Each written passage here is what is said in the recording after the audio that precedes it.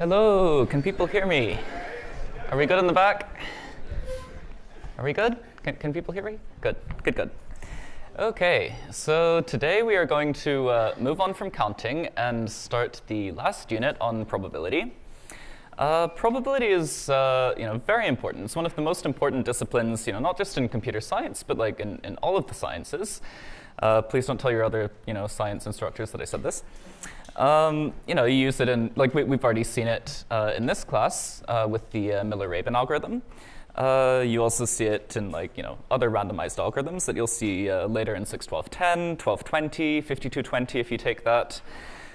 We see it in game theory, information theory, signal processing, cryptography, machine learning, medicine, stats, forensics. The list goes on and on.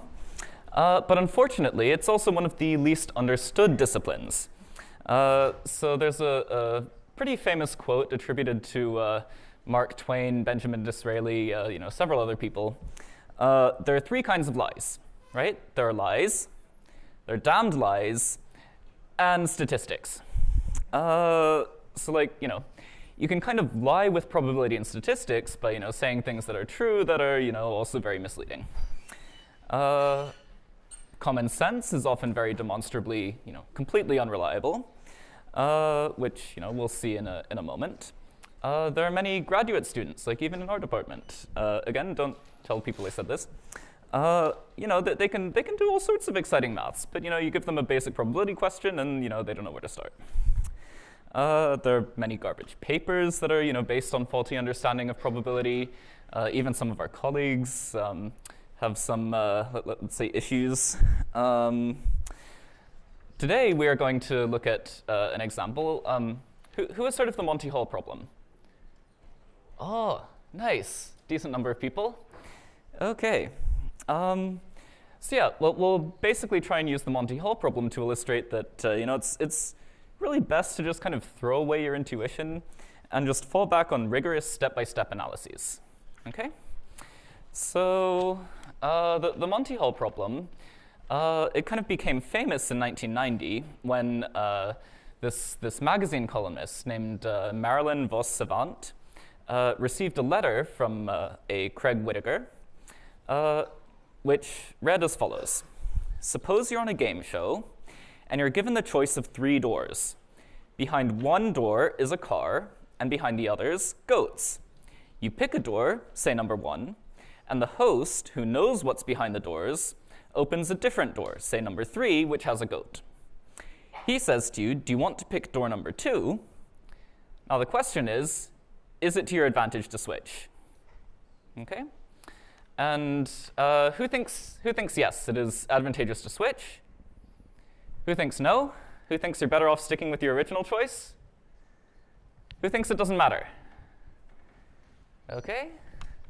So it looks like most people think that it's advantageous to switch. We've had a few abstentions. I'm gonna count those as it doesn't matter. So Marilyn replied that it's indeed advantageous to switch. If the car is behind the originally picked door, then you lose by switching. But if it's not, which is twice as likely, then you win by switching. And of course, she soon received a torrent of hate mail, including from professional mathematicians, adamantly asserting that she was wrong. Okay? So the hypo that was described in this letter became known as the Monty Hall problem. After the host, Monty Hall, of the game show, which had games like this, where contestants faced very similar situations. So today we're going to analyze it, but first, can I get a handful of volunteers to come play Let's Make a Deal? Okay, so empirically at least, it looks like it's better to switch, right? Like, most people switched, and most people won the prize when they did that. So even though there's only one door with the prize, it seems to be pretty promising, right? So let's see if we can analyze this mathematically. Okay? So we're going to solve the Monty Hall problem using what we call the tree method, which is a very simple and elementary approach that doesn't rely on intuition. It's just going to rely on mathematical rigor. Okay? So the tree method uses 4-ish steps We used to call it the four-step method, but like I couldn't for the life of me tell you what the four steps are if you know, they weren't written in front of me. So you know, I prefer to call it the tree method. Oh, I can't even count. It kind of has 5 steps. We've got like a step 0. Before you even start, right, you really want to make sure that you are, like, you know what question you're trying to answer, okay?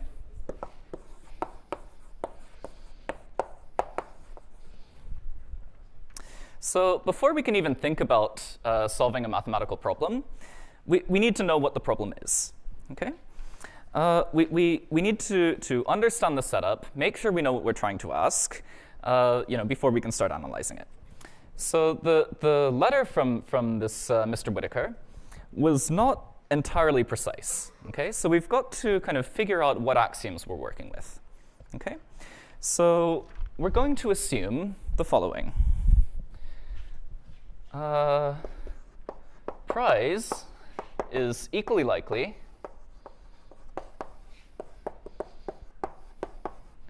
to be in any box. Okay? So, you know, in principle, it's possible that, you know, Monty Hall tries to be tricky and, you know, tries to, you know, get into the contestants' minds, figure out what box they're going to pick, and, like, put the prize somewhere else. Or, you know, alternatively, put the prize somewhere where they will pick it because it's an exciting game show. But, you know, we're going to assume that, you know, Monty is just, you know, picking the boxes randomly. Okay? So the prize is going to go into a randomly selected box, like completely uniform, and then the other two will have the goats. Okay? We're also going to assume that Marilyn, or, you know, your colleagues, whoever is doing the picking, is equally likely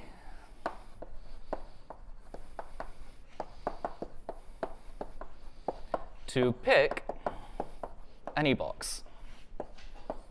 Okay? So for the first pick. Okay?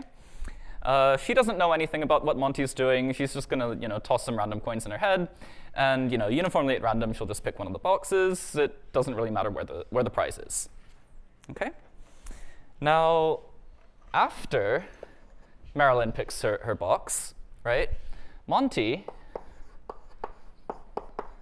must reveal a non-prize. Okay? And moreover, it cannot be in Marilyn's box.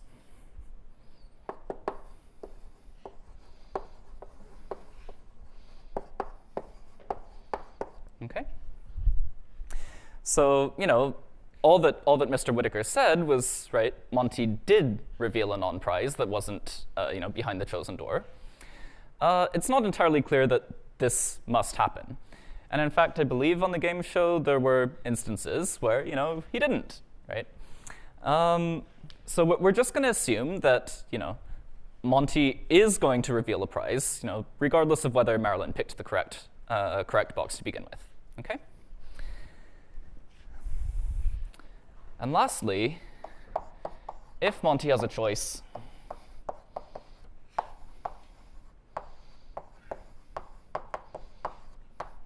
he picks randomly.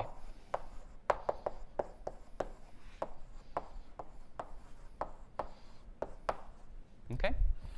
So if Marilyn has, you know, picked a non-prize to begin with, right, there's only one other non-prize. So Monty has to reveal that one. But if Marilyn has picked the prize box to begin with, then Monty could, in principle, open either of the other two boxes. And that would still follow this rule. Okay? So when Monty has a choice like this, we're going to say that, you know, he tosses a coin and he's going to, you know, open one of them at random. Okay? So note that these are all axioms. Okay? We are just, you know, taking them on faith. They may or may not have merit. But if you accept them, then you also have to accept whatever conclusions we draw from them. Okay? But, you know, I should point out that there are other perfectly reasonable sets of axioms that would lead us to different conclusions, right? Like maybe Monty is, you know, very rude, and if Marilyn has, you know, has picked the prize, then he offers her the option to switch, and if Marilyn has not picked the prize, then he forces her to go with whatever she picked. Okay? You know, like this is, you know, a totally reasonable interpretation. And that would lead us to a different conclusion. Okay? Or, conversely, maybe he's benevolent. Maybe if Marilyn didn't pick the prize initially, he'll always, try and encourage her to switch. But if she picked the prize, he'll just be like, nope, you got to stick with that. Okay? So now that we've got these axioms, we can now pose the mathematical question, what is the probability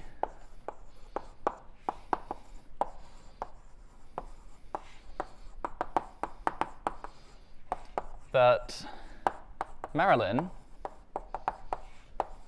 wins by switching?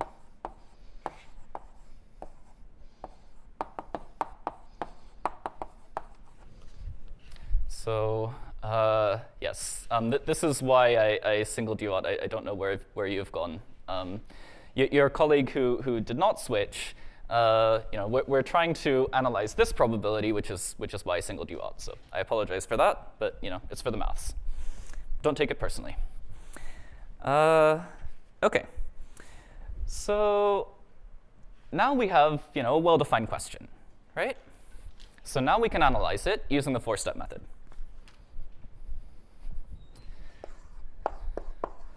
The first of our 4 steps, well, the tree method, which has 4 steps, we need to figure out what we call the sample space.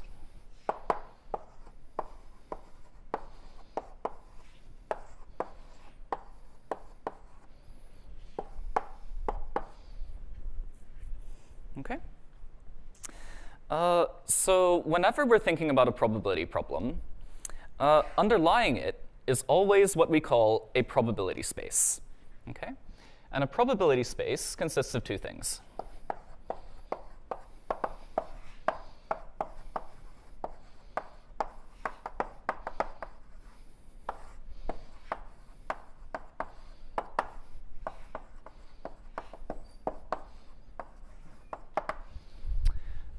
These 2 elements are a set, right, which we call the sample space.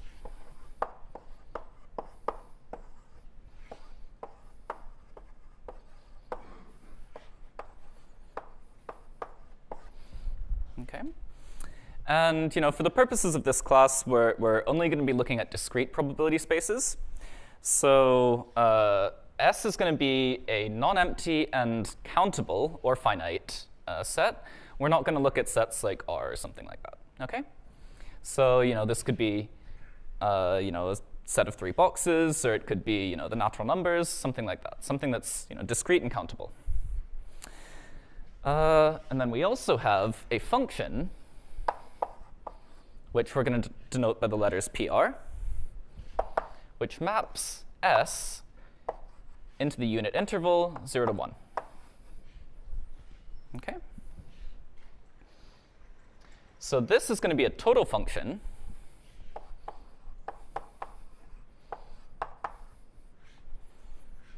with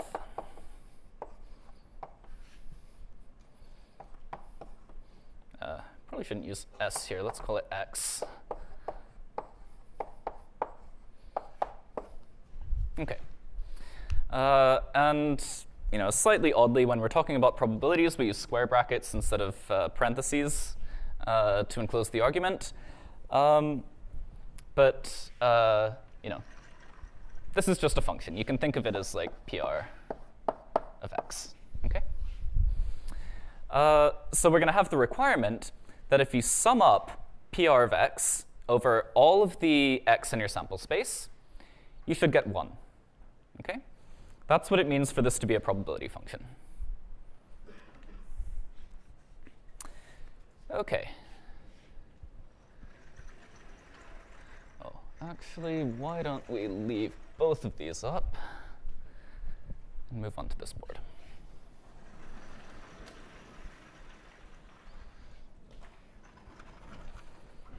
Okay. So this is called our probability function.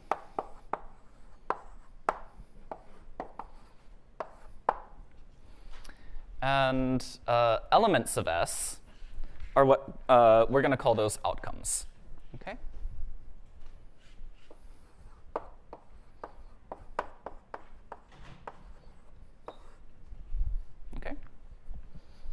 So we've got a sample space, S, which is a set of outcomes, and we've got a probability function, which maps each outcome to a number between 0 and 1. Okay? And it should be the case that all of those probabilities should sum to 1. Does that make sense to everybody? People reasonably happy with this? Questions? Comments? Concerns? Okay. So our first objective is going to be to figure out what our sample space should be. Okay?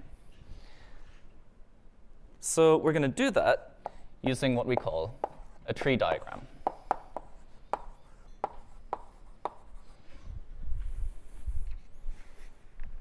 Okay? So for the moment, we're going to disregard the probability function and just focus on S. Okay? And then once we've figured out what S is, we can figure out how to assign probabilities to everything. Okay?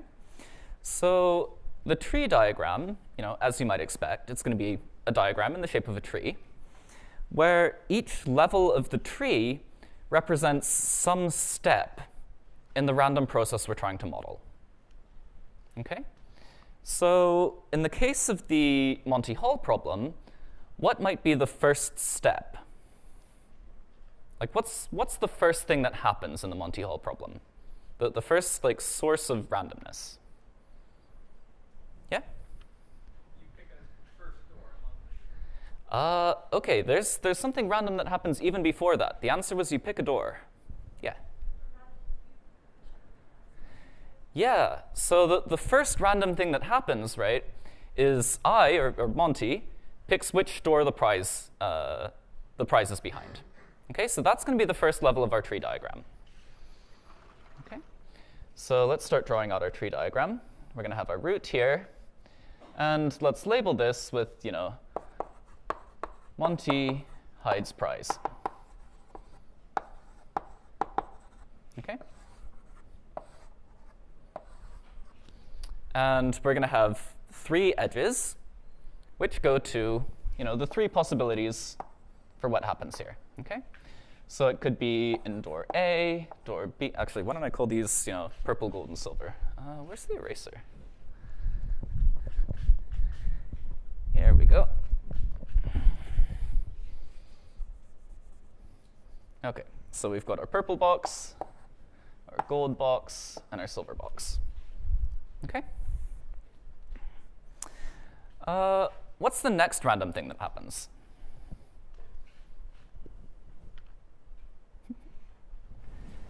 Yeah. You choose the door. Yeah. Like I said last time. Yeah. So as your colleague said last time, the next random thing that happens is Marilyn, or the contestant, picks a door. Okay. So, oh dear, Monty and Marilyn both begin with the same letter. Okay. Let's just call this student.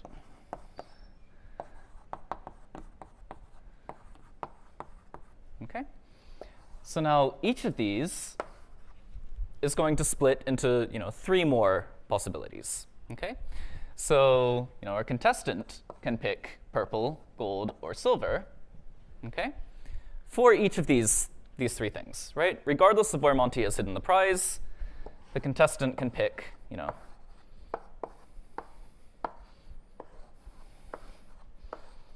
any of the doors. Okay.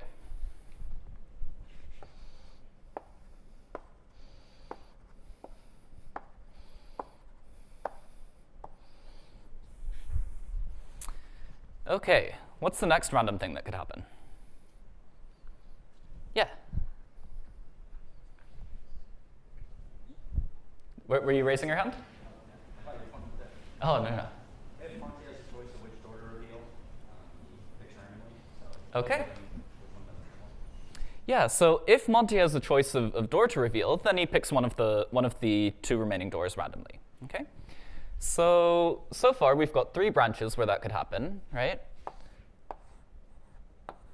We've got both Monty and Marilyn pick door P. Okay? So in that case, Monty can reveal either G or S. Okay? So let's make a branch for that. Similarly, if they both pick G, we could have either P or S. And if they both pick S, then here we could have either P or G. Okay? Now, for the remaining ones, right, like we could, say that there's a random process there, where Monty is, randomly picking from a single element set. So, it's always going to be the same thing. We could consider it a random outcome, though. So we can also draw these arrows here. Okay?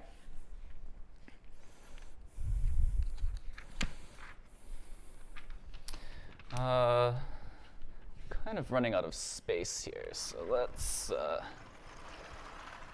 put this up here, and let's label it on this board. So Monty reveals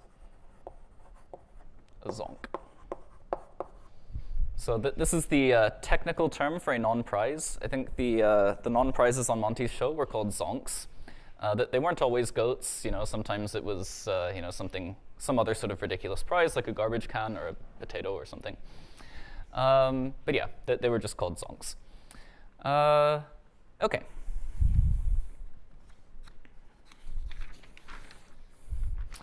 So now, are we done?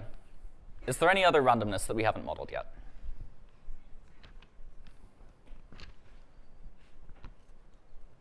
Who thinks yes? Oh, okay, so what are we missing then? Everybody seems to think we're missing somebody, or are we just asleep?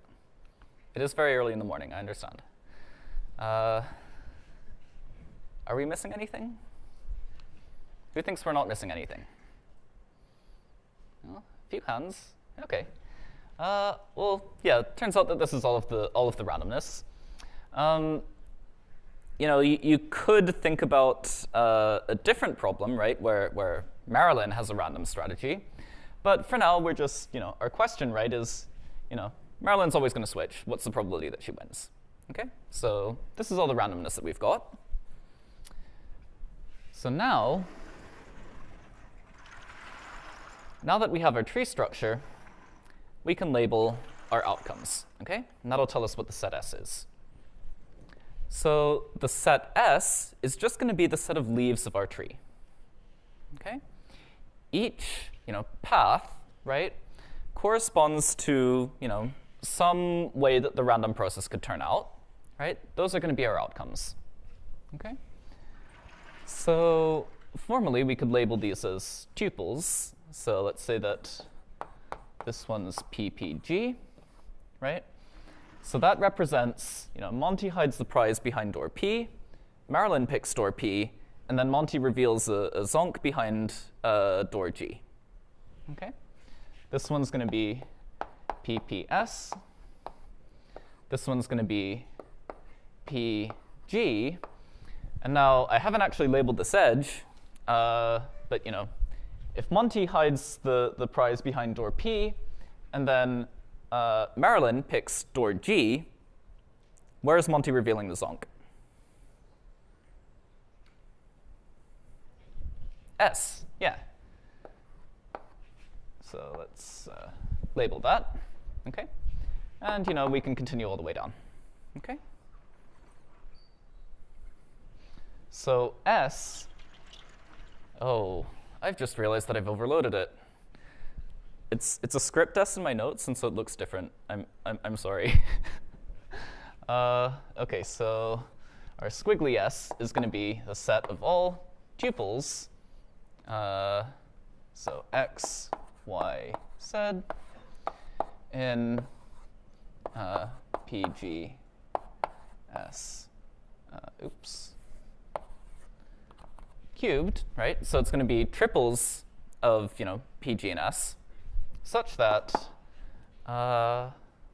Z is not equal to X, and Z is not equal to Y. Okay? So that's how we're, mathematically going to represent our sample space. Okay? So X is the door that Monty hides the prize behind. Y is the door that Marilyn initially chooses, and then Z is going to be the door that Monty reveals, which has a goat. And by our rule, that door cannot be either of the first two. Okay? But anything else is a valid outcome.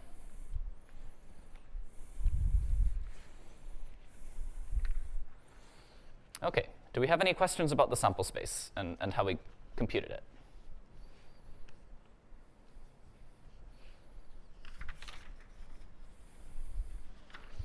Okay, so our next step,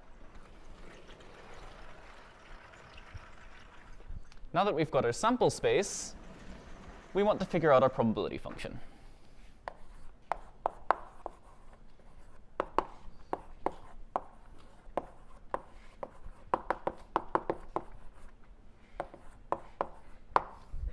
Okay? So we'd like to figure out what the probability of each of these outcomes is. Okay? So to do this, we're going to assign a probability to every edge that we've got in our tree diagram. Okay? And so that's just going to be the probability that, if we get to the source of that edge, what's the probability that we, proceed along that edge? Okay? So at the very beginning, right, if we're at the root, what's the probability that, given that we're at the start, Monty hides the prize behind door P? Yeah? 1/3, yeah. So we're going to label this with 1/3. Okay? What about G? What's the probability that Monty hides the prize behind door G?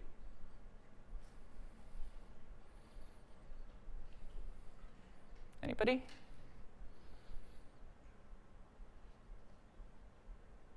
Okay, I mean, yeah, arithmetic is pretty difficult, but I'll just do it for you. It's also 1/3, okay? And the probability that Monty hides it behind door S, also 1/3, okay? Yeah, question? So they have to add up to 1. Yeah, that's a great observation.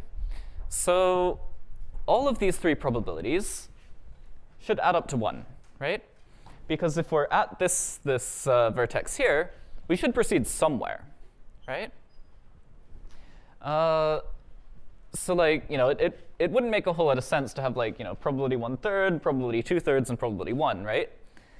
Because then you're like you have to proceed down this path, but then you also have to proceed down one of the others. It's a bit sticky, okay?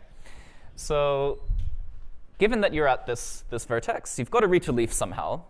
You've got to get to some outcome. So you've got to proceed, okay? So all of these edges should sum up to 1. Great observation. It's not quite true, though, that holds for the entire column. Okay? So what happens if we look at the next column? So given that Monty hides the prize behind door P, what's the probability that Marilyn then picks door P?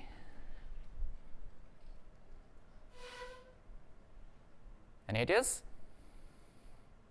Yeah? 1/3, yeah.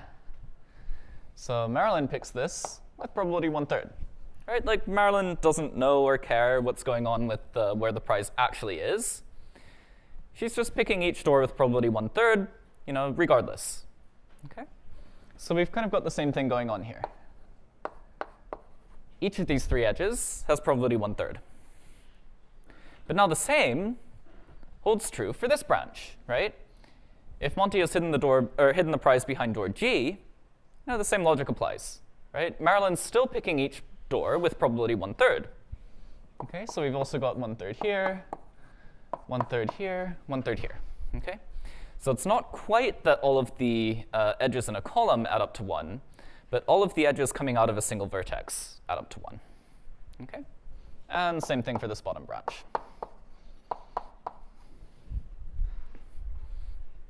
Okay. Now, what about the last column? If Monty has hidden the prize behind door P and Marilyn has also picked door P, what's the probability that we get to outcome PPG? Yeah? 1/2, that's right. Okay. And it's also 1/2. Whoops, that's not a 2, that's a 3. There we go, 1/2. Okay, so probability 1/2 for each of them. Okay, we've got probability 1/2 that, that the zonk behind G is revealed, probability 1/2 that the zonk behind S is revealed. Okay, and as we were saying before, if Monty hides the prize behind P and Marilyn picks G, Monty now has no choice. Okay, so we're just going to say that this has probability 1. Okay, and same with this one. This one also has 1. PSG. Okay, and similarly for the other 3 branches, we've got 1, 1/2, 1/2, 1, 1, 1, 1/2, and 1/2. Okay.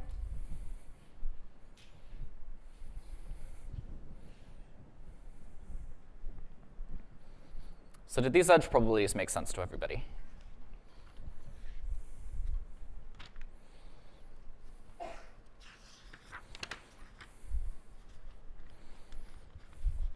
Okay.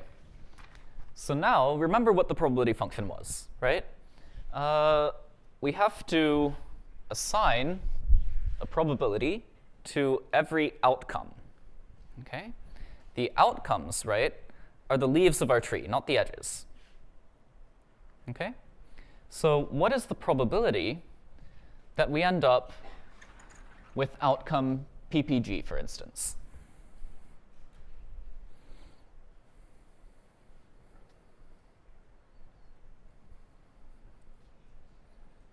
Yeah? 1/18th. And how are you getting that?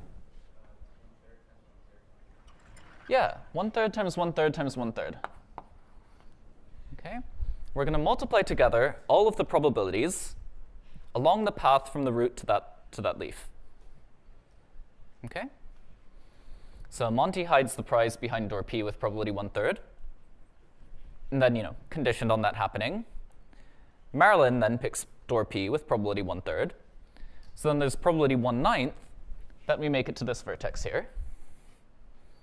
And now that 1/9 is split again among these 2 outcomes. Okay? Does that make sense to everybody? So if we do that for every outcome, we've got, 1/18th, not 1/8, another 1/18th for PPS. And then what about PGS? Yeah? Yeah, it's just 1/9. Okay? So same deal for the first 2 layers, but then in the last layer, we've just got a probability of 1. We don't have to split again, so it remains at 1/9. Okay? And, once again, we can continue. We've got 1/9 here, 1/18th, 1/18th, 1/9, and we can continue. Okay? So we're going to justify this more formally later, but for now, just take it on faith that in order to get the probability of an outcome, you multiply together the probabilities along the path to that outcome. Okay? Like, hopefully it at least makes intuitive sense, but we'll reason about it more formally later. Okay, so now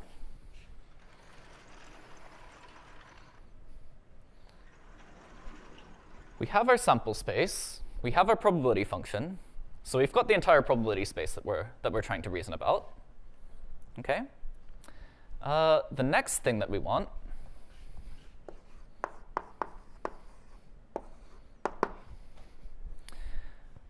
to figure out what we call events we care about. Okay?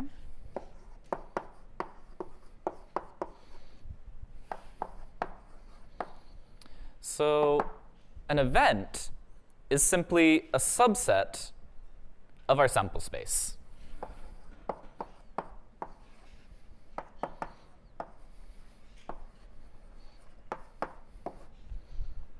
Okay? So it's a set of outcomes. So up here, right, we could think about the event that Marilyn wins. Okay? So what is that formally as a set?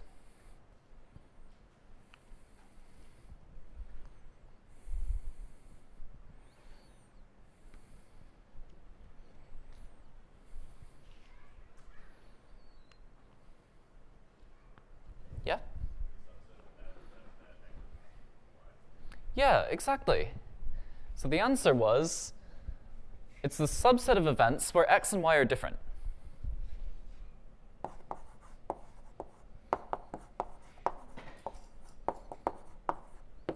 So the notation that we usually use for events is the following. Okay? We put the description of the event in square brackets. So this is just going to be the set, right? P, G, S, P, S, G, G, P, S, G, S, P,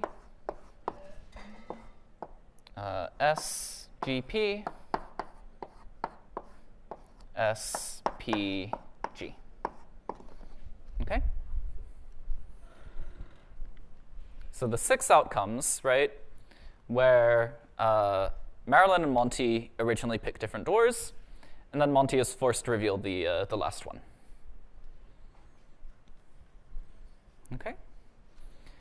Similarly, we could also define other events like Monty opens door P. Okay. So this is going to be the set G, G, P, S, S, P, G, S, P, and S, G, P. Okay? So does this make sense to everybody? Like any subset of events, any subset of outcomes is called an event. We can kind of take our English description and then look at which actual outcomes this corresponds to. Okay? So what we want to do now is figure out what event we care about, or possibly what events. Okay? So what are the events that we care about for this problem?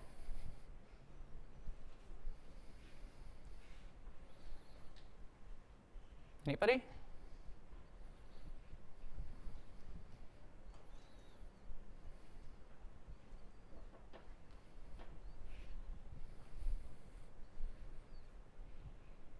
What was the probability that we're trying to compute? Yeah.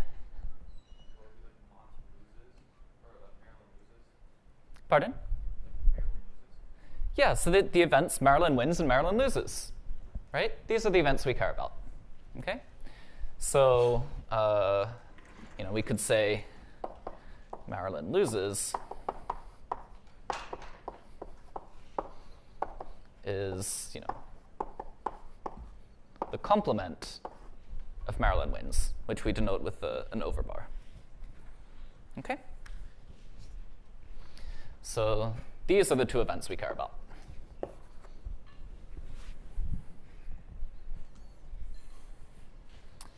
Okay.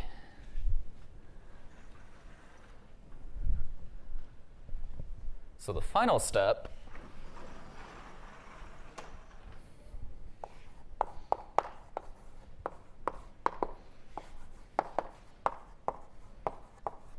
is to compute the answer. Okay? We've identified the event that we care about. Okay? So now we want to figure out the probability that that event occurs. Okay? So we can extend the probability function to events. So if E is an event, right, we can think about the probability of an event just as we think about the probability of outcomes. And we're going to define this to be the sum over all outcomes omega in E of the probability of omega.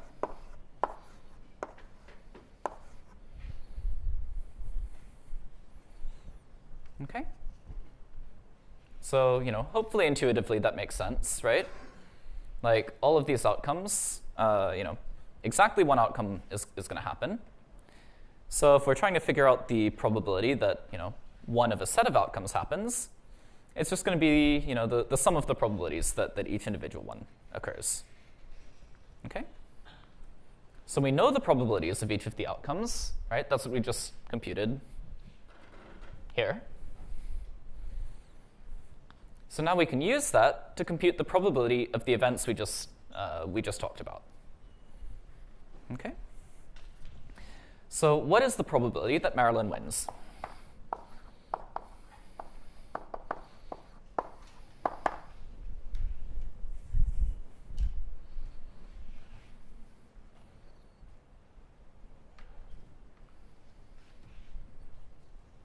So we have our set of outcomes here. What's the probability of each one?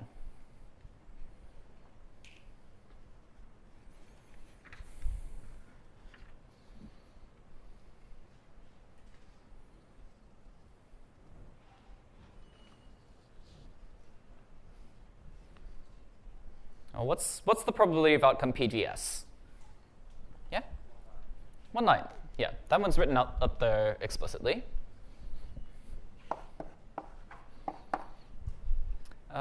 What about the probability of PSG? Same? 1/9? Okay. What about the probability of GPS? Also 1/9, right? Like, all of these are symmetric. Okay?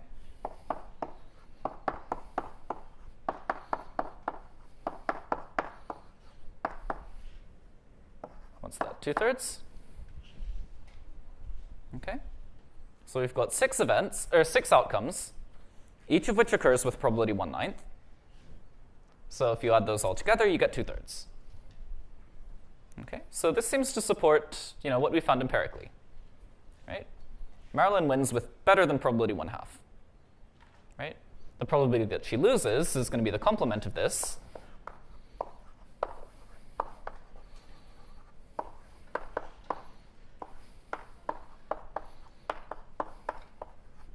Okay. So it's going to be the sum of the probabilities of all of the other outcomes, right? And we said that all probabilities should add to 1, so this is going to be, the complement with respect to 1. Okay? So as it turns out, Marilyn was correct. Okay? We didn't have to rely on intuition or anything like that, no ingenious analogies, etc. It's just, arithmetic over Q. Okay? And I think the hardest part of this for many people is resisting the temptation to jump to some sort of obvious conclusion, right? Like, it might be tempting to, get to the end of the tree diagram and be like, oh, we've got 6 outcomes where Marilyn wins, 6 where she loses, so probability, 6/12 is 1/2, right? So if we actually, set all of that, intuition aside, go through everything formally, it's all, quite simple and straightforward. Okay? Does that make sense to everybody?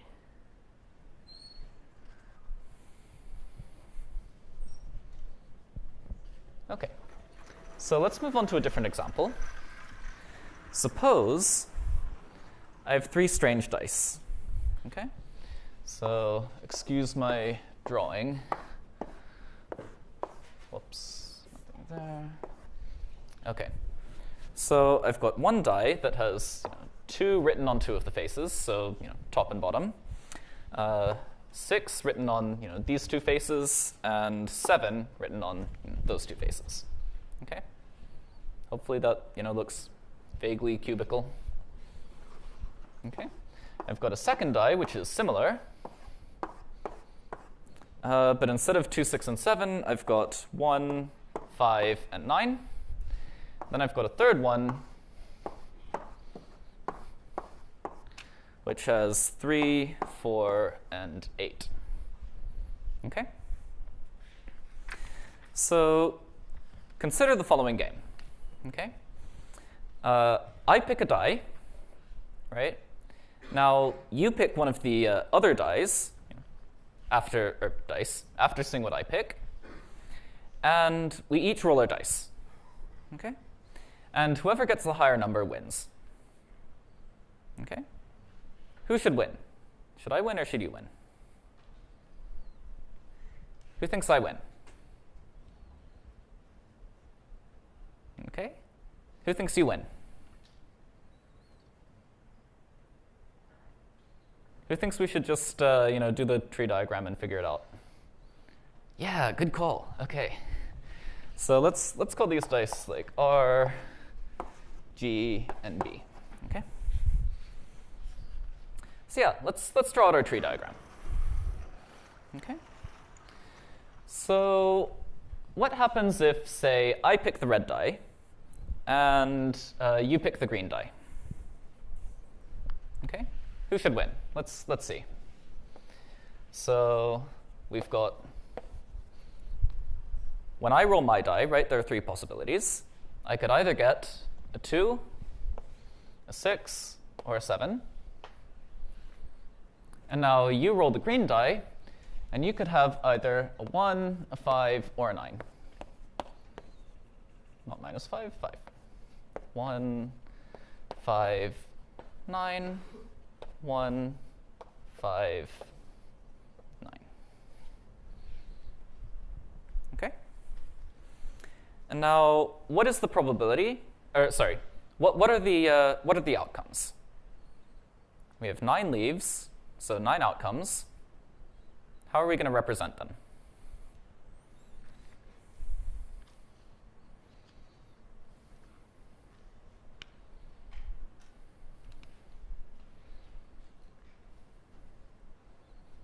Well, we can do it basically the same as how we represented them up here, right? We can just look at a tuple of edge labels. Okay, so our sample space is going to be the set 2, 6, 7,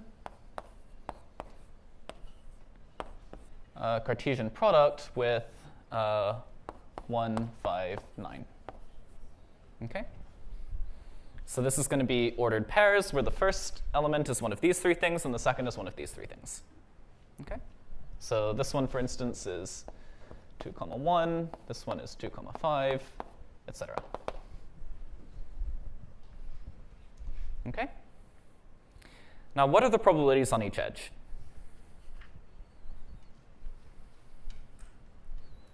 Yeah? 1/9. So those are the probabilities on the outcomes. Yeah. 1/3 on each edge. Right? Okay. So when I roll my die, I've got a 1/3 chance each of getting 2, 6, or 7. When you roll yours, you've got a 1/3 chance each of getting 1, 5, or 9. Okay. And it's going to be the same for the other two branches. So when we multiply together the probabilities along paths to leaves, we get 1/9 for every outcome. Okay? So when you have a probability space like this that's particularly nice, this is what we call a uniform probability space. So let's say S, PR. So this is our probability space, is uniform if PR is constant.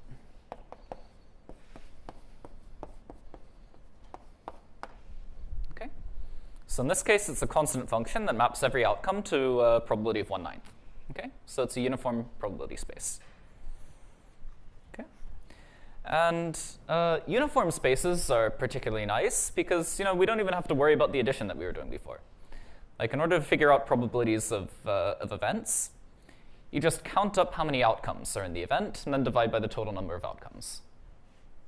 Okay? So it just becomes a counting problem.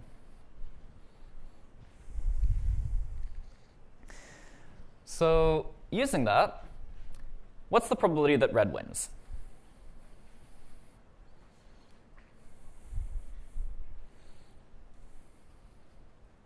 Yeah? 5/9. Yeah.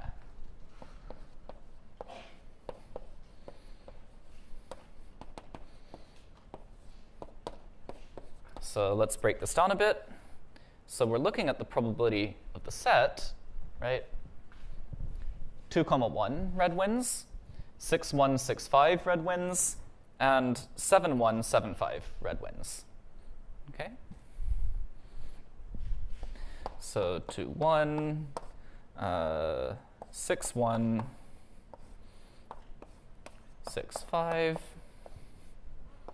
7, 1, 7, 5. We have 5 of these, so that's 5/9. Okay?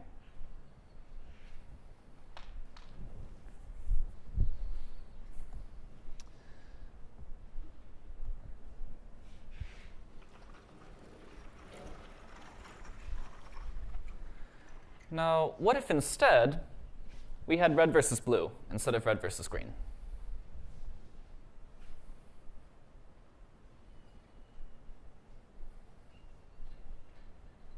So if instead of red versus green, we have red versus blue, this column now gets replaced with 3, 4, 8 instead of 1, 5, 9. Okay? So our tree diagram is going to look like the following. So we've still got 2, 6, 7 here. But this time, this is going to be 3, 4, 8. 3, 4, 8. 3, 4, 8. Okay? And I'm going to omit the probabilities because as we just established, it's uniform, so it's just a counting problem.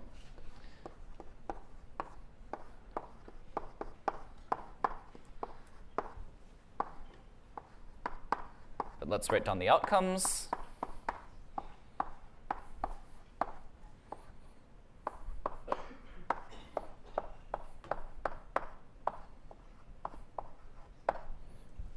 Okay. So, in how many of these outcomes does red win?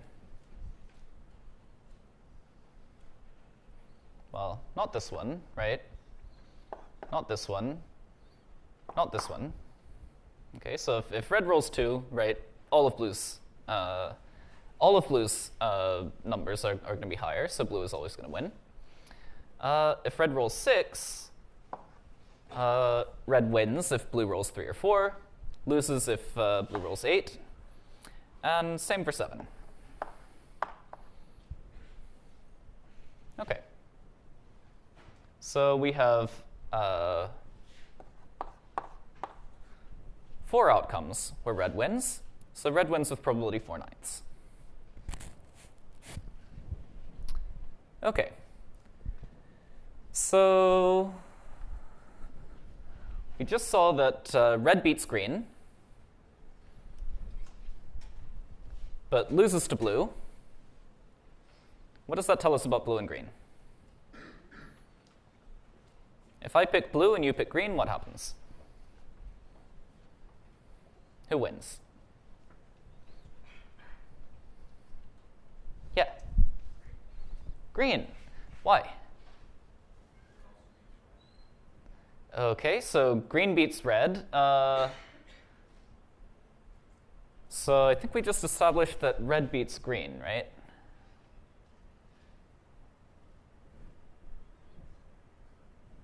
So here we've got, red beats green.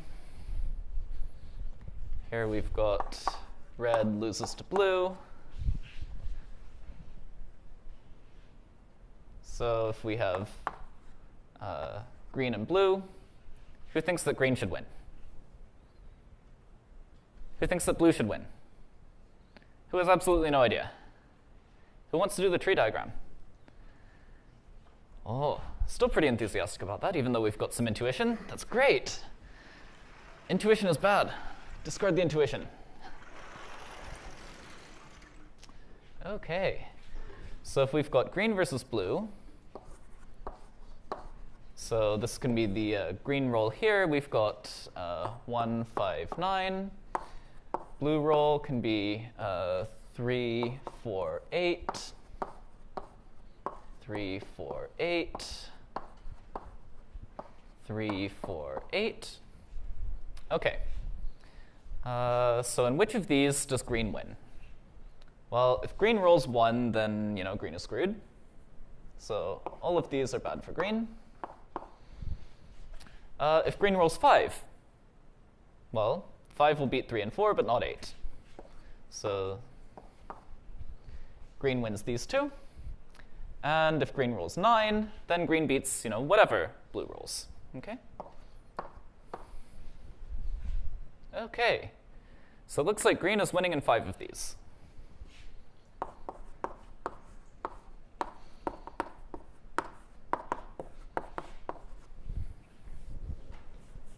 Okay? So this should be like that.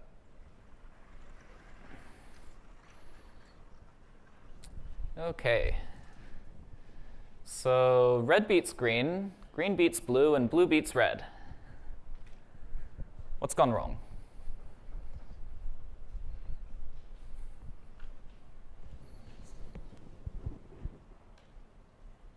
Yeah? Pardon? Yeah. So nothing's gone wrong. All that's gone wrong is, I kind of expected that there would be a linear order on them, right? Like, if red beats green and green beats blue, it kind of intuitively makes sense that red should beat blue, right? No. No intuition. Just do the tree diagram. So yeah, this is perfectly fine, right? And in fact, it gets even weirder, right? What do you think happens if we each choose 2 dice? Or sorry, we each roll twice. So what if, what if I pick the red die, I roll it twice, you pick the green die, you roll it twice, right? Red probably beats green, so is it true that 2 red rolls probably beat 2 green rolls, like if we sum them up?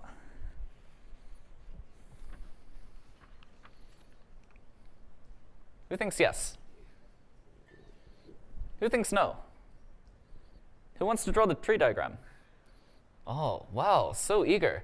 I don't. What is the tree diagram going to look like if we do that? Like, I'm rolling twice, you're rolling twice. Each roll can have, 3 possible, 3 possibilities, right? So we're going to end up with a pretty massive tree. I don't want to draw that, at least not on the board. Does somebody else want to come up and do it? Please? No? Nobody? Okay. Well, instead of drawing out the entire tree diagram, let's kind of start drawing it and see if we can find a pattern. Okay, so this is R2 versus G2. Okay. So let's start by, drawing as we did before. Okay, so my first roll as red could be 2, 6, or 7. Second roll could also be 2, 6, or 7.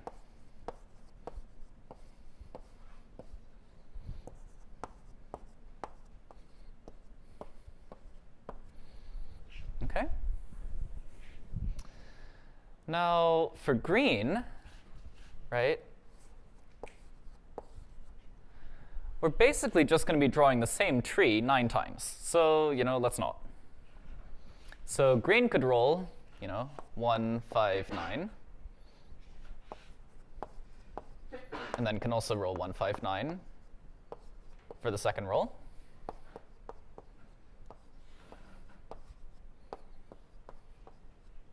Okay. And rather than duplicating this tree 9 times, I'm just going to leave this as it is, and we can see if we can find a pattern. Okay? Does that make sense to everybody?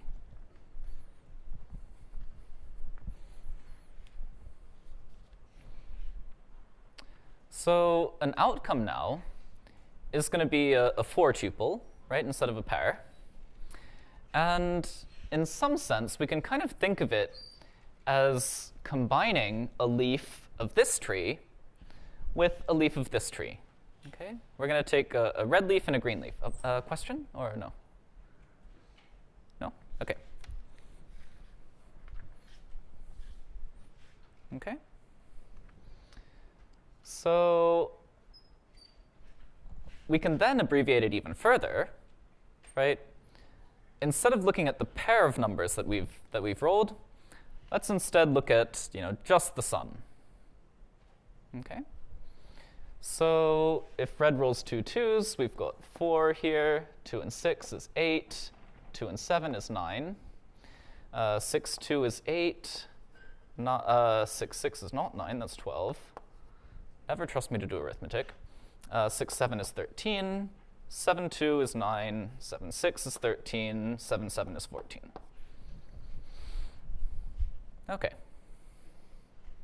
And if we do the same thing for green, we have 2, 6, 10, 6, 10, 14, 10, 14, 18.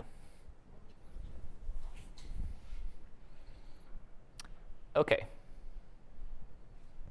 So now we can start counting outcomes. If we take this leaf of the red tree, how many outcomes are there where red wins? If red rolls 4 in total, the only way that red wins is if green gets snake eyes. Okay, so we've just got 1.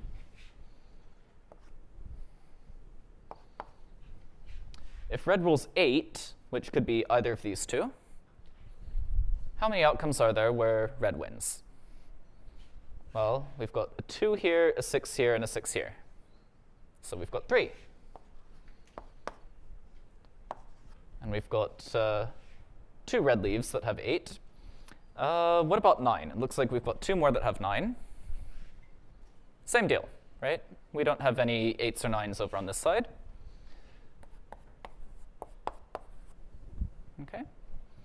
What else do we have? 12. Okay. Well, if red rolls 12, then red is good if blue rolls 2, 6, 10, but not 14 or 18. So we've got 1, 2, 3, 4, 5, 6 outcomes. And we have 1 red leaf where red has 12. Okay. And then same thing for 13. There are no 12s or 13s over here. And we have 2 13s.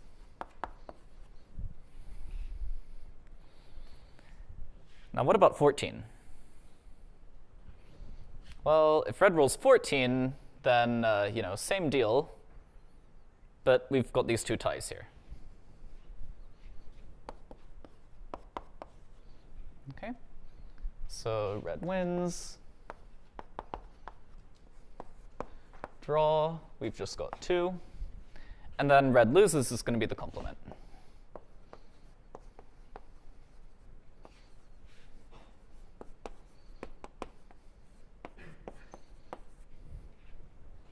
Okay. So has anybody added all of these up yet? I haven't. 5, 30, 42, 43, is that right?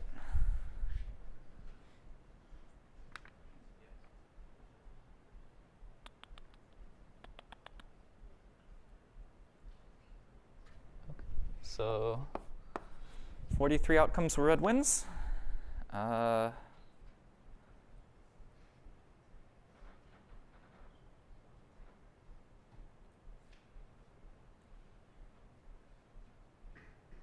I done something wrong? This doesn't match my notes. Let's see. So we've got 1 for this subtree. For each of these, we have 3. For each of the 9s, we also have 3, so that's those. 12, 13, and 13. Oh, do I just have too many terms? I just have too many terms. Okay, not 43, it should be 37. Is that right? Yeah, 12, 13, 13, and 14 each have 6. Yes. Okay. Okay. Yeah, never trust me to do arithmetic. It's always a bad plan. Okay, so red wins in 37 of the outcomes, right? There's a draw in 2 of them. And how many outcomes are there in total?